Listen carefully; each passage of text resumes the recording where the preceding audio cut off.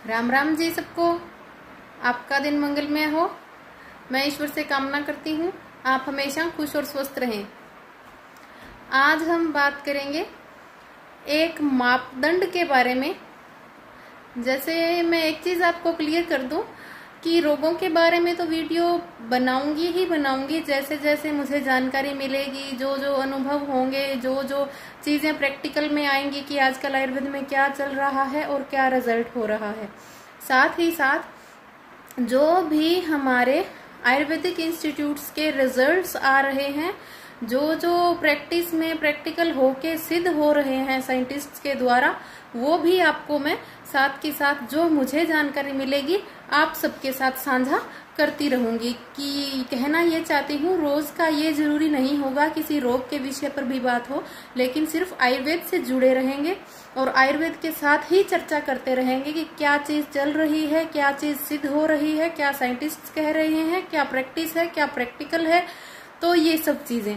तो आज इसी विषय पे हम बात करते हैं कि आजकल जैसे देखिए जितने लोग हैं, और पहले भी जैसे बहुत से आयुर्वेदाचार्य हुए हैं, तो सभी के अलग अलग अनुभव हैं और अलग अलग चीजें काम करती है। आपने ये चीजें देखी भी होंगी कि जैसे कोई एक रोग, आप कोई भी रोग ले लो, कोई भी, तो उसकी ऐसे कुछ एक प्रैक्टिकुलर हम नहीं बोल सकते कि सिर्फ इसकी यही दवा है और ये सिर्फ इसी से ठीक होगा।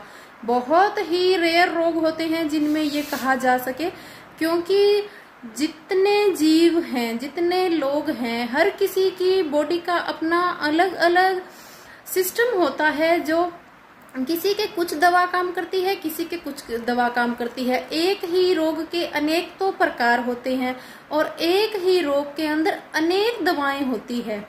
जैसे उदाहरण के तौर पे आपको बताऊं, जैसे गठिया को ले लीजिए। ये एक बहुत ही स्टार्टिंग में तो यदि हमारे खान पान का ध्यान रहे तो ये कभी हमारे शरीर में नहीं बन सकता, केवल और केवल लापरवाही से ही बनता है।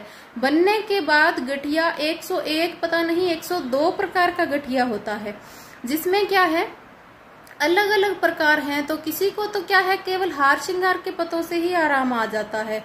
अब कोई बोलता है जिसको जो दवा लग जाए, तो वो बोलेगा ये मैंने तो इतने लोगों को बताई, उनके लग गई। तो ये बात है, कह रही हूँ कि दवाएं बहुत है, लेकिन किसकी बॉडी पे क्या सूट करे वो चीज होती है। लेकिन आज हम एक बात कर रहे हैं पैमाने की। गठिया पे फिर बात करूंगी। गठिया की बहुत सी दवाएं हैं, बहुत ज्यादा। अब बॉडी के अकॉर्डिंग किसको क्या सूट करे वो नहीं पता होता। जैसे अब बात छेड़ हिली तो थोड़ा सा आपको बता देती हूँ। जैसे हमारा खजूर होता है, जो खारक होती है, इसको यदि जो कोड़ तुम्बा होता है इसके अंदर डाल के और हफ्ते 10 दिन तक अगर गर्म जगह में, जैसे तूड़ी वगैरह है जहां पर हवा ना लगे, उसके अंदर 10 दिन तक रख दें। उसके बाद उसको निकाल के, उसकी गुठली निकाल के केवल खारक को पीस के उसकी गोलियां बनानी है। सुबह सुबह खाली पेट 2 गोली लेनी है।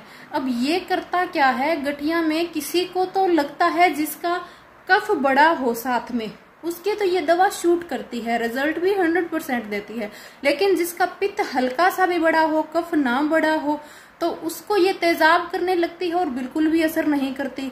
तो ये केवल उदाहरण दे रही हूँ, इस्तेमाल ना करें, क्योंकि एक बार यदि तेजाब बनने लग गया तो फिर वो बहुत आगे परेशानी और पैदा कर देता है। गठिया के लिए आपको आगे की वीडियो में अच्छे व्यायाम, अच्छी दवाएं, जो तीनों चीजों में वात पित्त कफ कुछ भी बड़ा हो, हर किसी को लग सके, वो दवाएं बताऊंगी आपको। उदाहरण दिया है।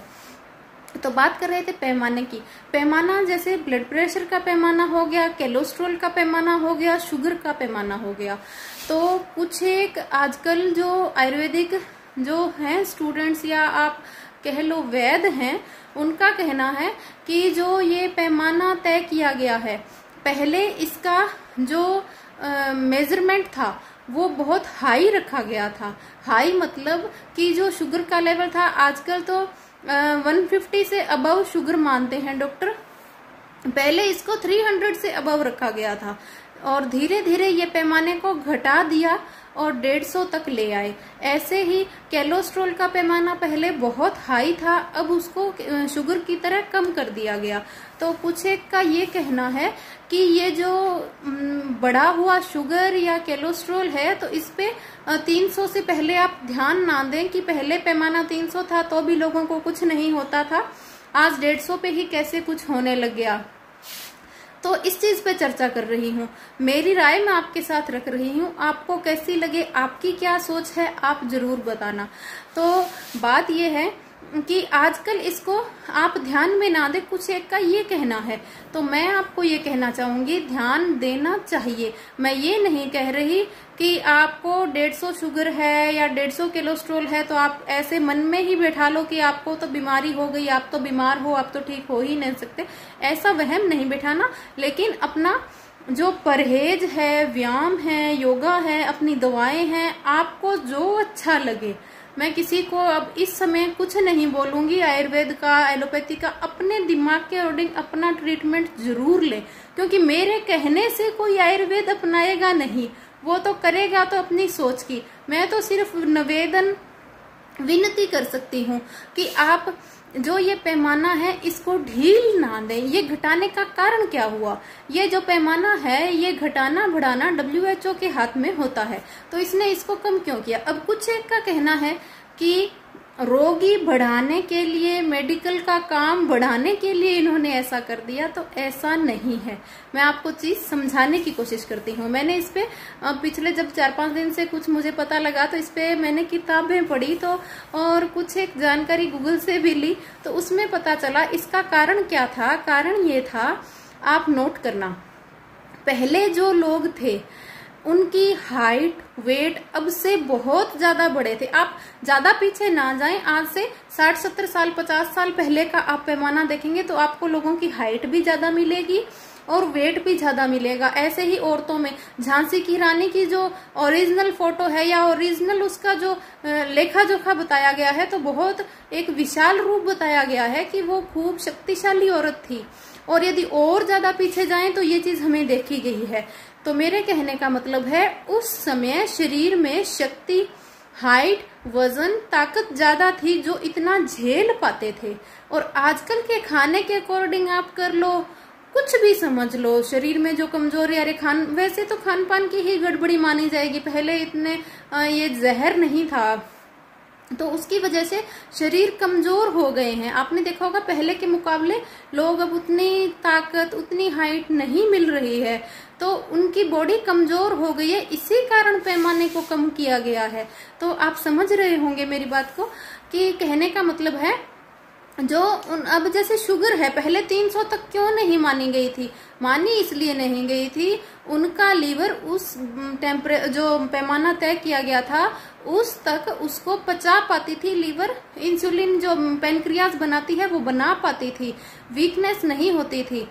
तो शुगर का पता कैसे चले कि जैसे बाथरूम है उसमें कीड़े लगने, कमजोरी महसूस होनी, ये सब मेन सिम्टम्स है जिसको आपको पता लगाया जा सकता है। तो आप इसका टाइम से उपचार करें। मैं ये नहीं कह रही कि इससे चिपक जाएं कि आप तो बीमार हो गए, कुछ कर ही नहीं पाओगे, ऐसा नहीं है, हर रोग का उपचार है। मैं बात पैमाने की कर रही हूँ कि कम होने का कारण क्या हुआ। तो जब पहले के टाइम 300 तक होती थी तो भी ये सिम्टम्स देखने को नहीं मिलते थे, क्योंकि वो पैमाना उनकी बॉडी उस पैमाने को रखती थी, वहां तक कोई कमजोरी, कोई बॉडी को महसूस नहीं होती थी, कोई रोग के लक्षण। यही बात कोलेस्ट्रॉल में है, आजकल 92 पे ही ब्लॉकेज आ जाता है। वैसे तो क्या है, कोलेस्ट्रॉल के 4-5 प्रकार होते हैं, जो LDC और ऐसे करके, तो वो जो कम खतरनाक है वो तो ज्यादा हो तो भी कोई बात नहीं, ऐसे करके इसका था। पहले उसका पैमाना ज्यादा रखा गया था, अब उसको कम इसीलिए किया गया है क्योंकि बॉडी उस पैमाने को उस लेवल तक झेल ही नहीं पाती। उस तक लोग मतलब बहुत ज्यादा हाई पैमाना माना जाता है, बॉडी यहाँ तक ही सीमित हो गई है कमजोरी की वजह से। तो ये एक पैमाने पे चर्चा थी जो आजकल इंस्टीट्यूट में चल रही है कि WHO ने इस पैमाने को कम क्यों किया, या इस पैमाने तक लोगों को कोई रोग नहीं है, पहले नहीं होता तो आजकल क्यों होने लगा है। ये तो वहम पैदा कर दिया है मरीज बढ़ाने के लिए। ये मरीज बढ़ाने के लिए वहम पैदा नहीं किया गया है, ये वास्तव में बॉडी इतनी ही क्षमता रही है, बॉडी की क्षमता कम हो गई है, इसीलिए पैमाने को कम किया गया है। रोग के वास्तविक लक्षण दिखने पे, वीकनेस आने पे, रोग होने पे ही इस पैमाने को तय किया जाता है। क्योंकि WHO कोई एक इंसान नहीं चलाता, बहुत से देशों के बहुत से अच्छे साइंटिस्ट डॉक्टर बैठते हैं, वो इसको तय करते हैं। तो ये थी बात। और अब खुद अपना ध्यान रखें। वैसे तो अब यदि आपको पता चला है कुछ, तो इस चीज पे मेरा ये मेन मकसद था कि इस आप भ्रांति में ना आए कि उसको पहले के टाइम में 300 तक नहीं होता था, मुझे कुछ नहीं होगा, ऐसा करके ना तो चीनी खाएं शुगर के मरीज, ना कोलेस्ट्रॉल के मरीज घी और तेल वगैरह का यूज करें। अपना परहेज स्टार्ट कर दें, योगा व्यायाम करें, आयुर्वेदिक अपनाएं तो बहुत अच्छा, नहीं तो आपको जो अच्छा लगे आप करें, लेकिन ढील ना बरतें। ढील बरतने से इंसान का बहुत बड़ा नुकसान हो सकता है। आप बहुत ही बहुमूल्य हो। बैठ के सोचना, भगवान ने इतना अच्छा जीवन दिया है, हमसे कितने लोग जुड़े हुए हैं। कभी भी इस बात को ना सोचे कि मैं अकेला हूँ या कुछ भी, इससे क्या होता है, मुझे क्या हो जाएगा तो किसे क्या फर्क पड़ता है। जी नहीं, यदि आपका परिवार है, परिवार के अंदर है, तो हर किसी को फर्क पड़ता है। बेटा है, बेटी है, माँ बाप है, बहन भाई है, रिश्ते के अकॉर्डिंग आप सभी के लिए अहमियत रखते हैं। खुश रहें, सभी से मिलजुल के रहें, स्वस्थ रहें, अपना ध्यान रखें। और ऐसे ही मुझे जो भी जानकारियां मिलेगी और मेरी जो राय होगी वो मैं रखूंगी। मुझे इसमें यही लगा कि जो पहले के लोगों की सहन शक्ति के कारण पैमाना बढ़ा हुआ था, अब वो कम हो गई है, कमजोर हो गए हैं शरीर, खान पान में जान नहीं रही है, इसी कारण इसको कम तय किया गया है। तो इन चीजों का ध्यान रखें, अपना रेगुलर चेकअप कराते रहें, निरोग रहें, अपना ध्यान रखें, साथ बने रहें। धन्यवाद।